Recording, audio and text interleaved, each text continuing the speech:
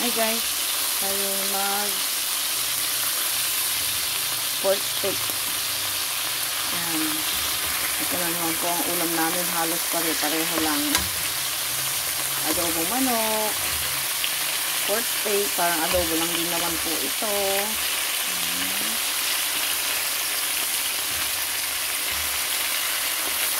Niluluto na po ako ng gusto nilang lahat. Pare-pareho kami ng kasi pag iba-iba, pag isda ay kami lang po ni Modesto ang kakain.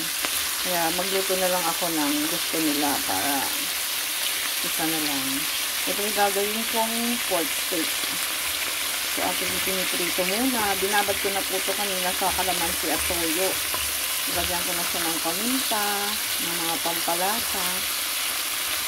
Kaya ipiniprito ko na siya. Parang adobo lang din po naman kasi ito. Saka mo siya lalagyan ng sibuyas.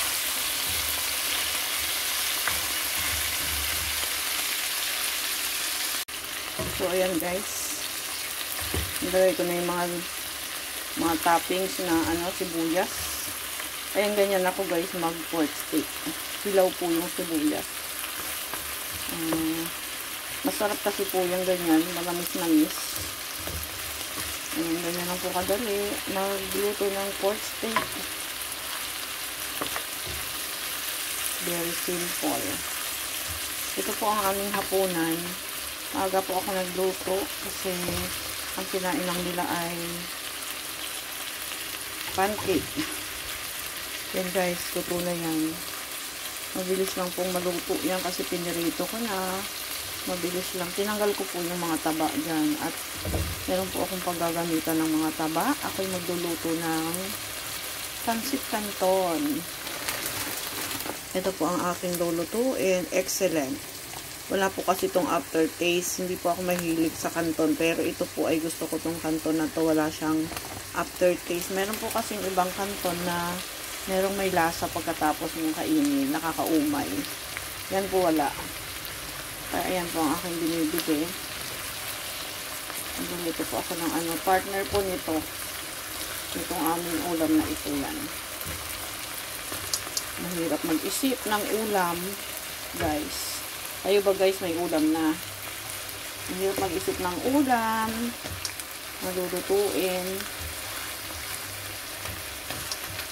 Kaya ako, maaga pa lang, yung utak ko umaano na. Gumagana na kung anong lulutuin ko guys. Diba tayong mga nanay, kailangan tayo ay mag-isip kung anong uulamin. Ito po yung pinakamadaling lutuin na naisip ko, kaya ito yung aking minarinate kanina. Ayan, minarinate ko na po ito sa kalamansi, toyo at paminta at saka mga pampalasa. So, ayan, luto na po siya. Nagmamantika na. Ayan, nagmamantika na siya, guys.